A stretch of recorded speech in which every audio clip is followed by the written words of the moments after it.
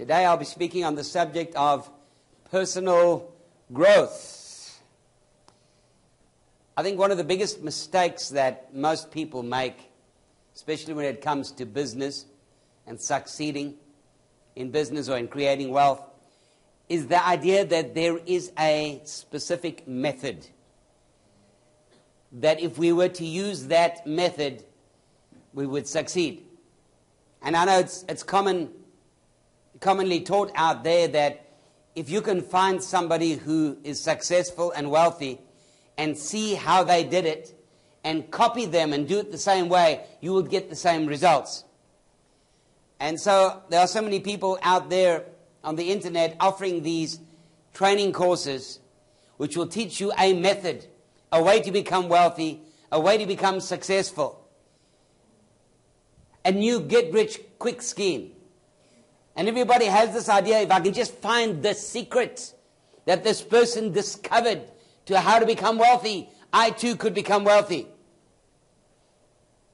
Unfortunately, statistics show that success doesn't come from one specific method.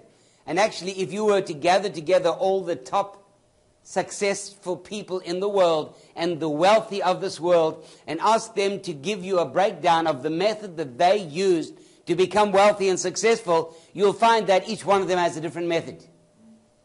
And yet they all succeeded. They all became wealthy.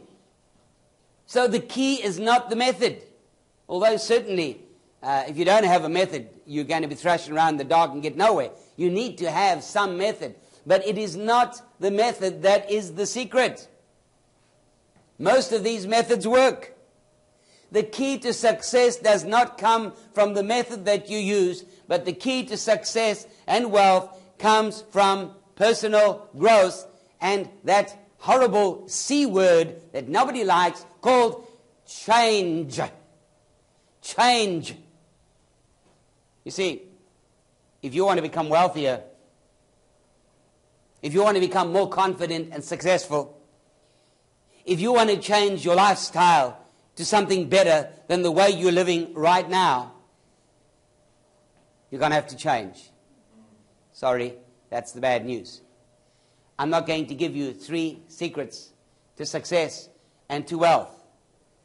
There's only one secret, and that secret is change. You see, for you to become wealthy, when you're poor now, the change that must come must not be how much you have in the bank. The change that must come must be you must become a different kind of person. Because up until now, you made a mess of your life. Up until now, you have not succeeded in creating wealth or in doing anything successful. Why? Because you're the wrong kind of person. You must change. You must become a different kind of person. And until you are prepared to change, things will not change. Your financial status will not change. You are the one who must change. In other words, there must come some form of personal growth. You're going to have to grow into something different to what you are right now. Now, this is a very big subject. It comes under the whole realm of self-help. And I need to cover this before we even begin to look at business methods, before we even begin to look at principles of creating wealth. The key is to change you. And if we can make you into a wealthy person before you ever see an extra dollar, the money will take care of itself. The wealth and success will come automatically. But first, you must become a different person to what you are right now. Now, what is it about you that must change? It's not what you see in the mirror. Contrary to popular belief, ugly people can still become successful and wealthy. Short, fat, unattractive people can become successful and wealthy. Yes, I know the world tells you that you have to be one of the beautiful people. But you know what? It's not always the beautiful people that succeed. There's many, many beautiful people out there that are insecure, that don't succeed, that are failures in life, and that are walking about in poverty. So what must change? I'd like to look at the few things that need to change. And I would look at how to change your temperament. I want to look at how to change your character. And I look at how to change your habits. It's going to be an introduction, but I don't even know I'm going to finish it today. But then we're going to go further, and we're going to look at this whole subject of personal growth in a lot of detail. And I hope by the time we finish, you will be on the road to becoming a different person to what you are right now. And that once you become that new person, all the wealth and success that you've always desired will come automatically as part of that change and that growth that will take place in you. So we start with the temperaments. I found that just a knowledge of temperaments alone opens whole doors of understanding, opens whole new vistas of what you can be and become. Now, I've taught on the subject of temperaments in some detail. And so if you haven't yet read it or listened to it or watched it, I suggest you buy the book on temperaments. I'm including with it a disc with the full transcript of the message as well as the video of the message. It was just one lecture that I taught, and that lecture alone will teach you all that you need to know about how the basic temperaments work. So today I am assuming that you do know the basic principles of the temperaments. I'm going to expand on them. I'm going to give you a bit more, but I'm going to be using a lot of terms that you may not fully understand unless you've gone through that lecture. So if you haven't got that lecture, get it right away, and then you'll understand this lecture a lot better. There are 4 main temperaments that all of us fall into. And amongst those temperaments, there are combinations giving a host of different types of people in this world. I'm hoping that you would have gone through the temperamental study and by now assessed what kind of temperament you function in, what your comfort zone is, and how you tend to fluctuate amongst the temperaments. But after I'm finished today's lecture, I think you're going to understand yourself even a little bit better. And then we're going to start working on a plan to move you out of that place where you are right now to change your temperamental makeup. And yes, it can be changed. Contrary to what psychologists teach, that by the age of 4 or 5, a child's character is formed and he will never change. Your temperaments can be changed. In fact, I'll go further to say your temperaments must be changed. Because if you don't change your temperaments, you will remain the kind of person you are right now forever, and you will remain the same failure and poor person that you've always been. So let's look at the 4 temperaments. We'll start with what I've called the analytical temperament. Now, there's people out there that are using a lot of other terms. Some people use animals. Some people use dogs. And there's all sorts of terms people use. I don't know why they make it so complicated. But nobody really understands the temperaments properly. I think when you've been through my study, you'll not only understand the temperaments properly, you'll find it much easier to very quickly assess yourself and those around you and know what kind of temperament they are. Because there's only 2 main parameters that you need to look at. It's the parameters of emotional expression and the parameter of asserting the will. Those 2 parameters alone will decide what temperament a person fits into.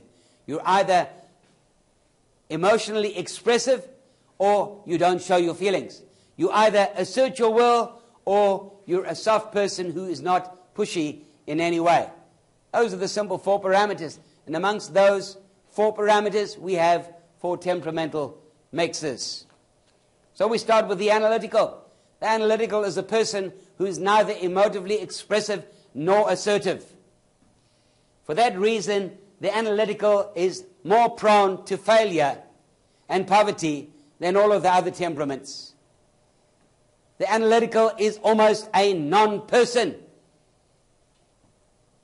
The analytical does not express feelings, does not take action, does not assert, tends to sit and hide in the background. In fact, sometimes you wonder why the Lord even made an analytical temperament. And if you've listened to my stuff, you will find me continually putting down and knocking the analyticals. To the point where some people are almost afraid to even admit that they're analytical. Now, I hope to kind of bring a little bit of balance in this so that you don't think that the analytical temperament is that detestable.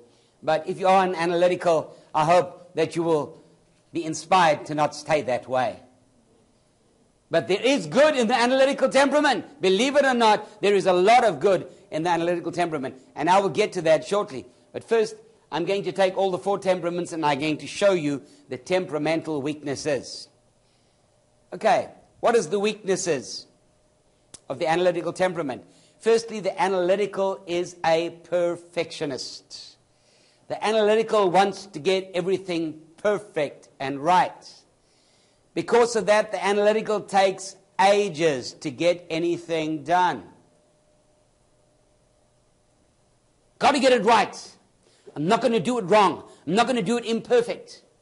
And they even try and hide behind spirituality and say, you know, God expects us to give our best. God doesn't want a half job. God only wants the best. And so therefore, I'm not going to do anything until I can give the best. Sounds very spiritual, doesn't it? It's not. It's pure analytical temperament. Analytical temperament just never gets to getting anything done because they haven't yet reached the state of perfection that is in their minds. And truth be told, they never will. Because there's only one person who ever got it right in this world. There's only one person who ever was perfect. And that was the Lord Jesus. Thank the Lord he wasn't pure analytical though. Otherwise we probably would never have heard of him because nothing would ever have been accomplished in his life. And we wouldn't have known anything about Christianity. And our calendar wouldn't date from his birth if he'd just been an analytical. There's a little saying that deals with the weakness in the analytical. And it goes like this. You don't have to get it right. You just need to get it going. You don't have to get it right. You just need to get it going. See, the analytical wants to get it right. You've got to start moving. You've got to get that boat out there before you try and steer it in the right direction and get the sails trimmed and have everything flowing right. Get it going. And then we'll get it right later.